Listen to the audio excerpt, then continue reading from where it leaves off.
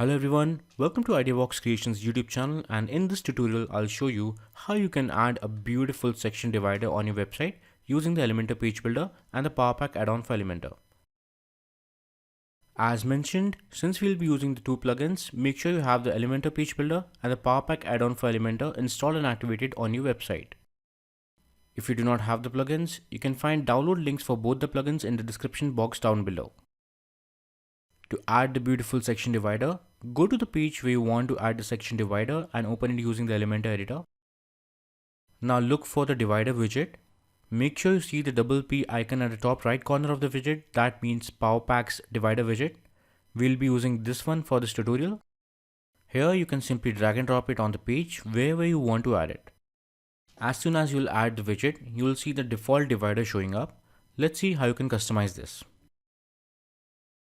In the content tab, you get the options to customize the divider. You can choose the type of divider that you want, from text, icon, image, or flat. Here I am going with an icon tab.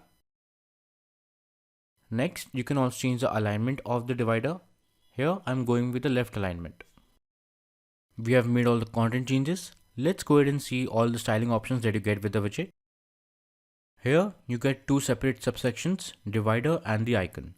For the divider, you can change the vertical alignment, style, height, width, and the divider color.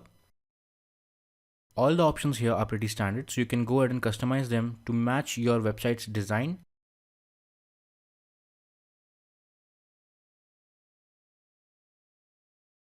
For the icon customization, you can change the position, color, size, rotation, and spacing. Once you have made all the changes, this is what your divider should look like.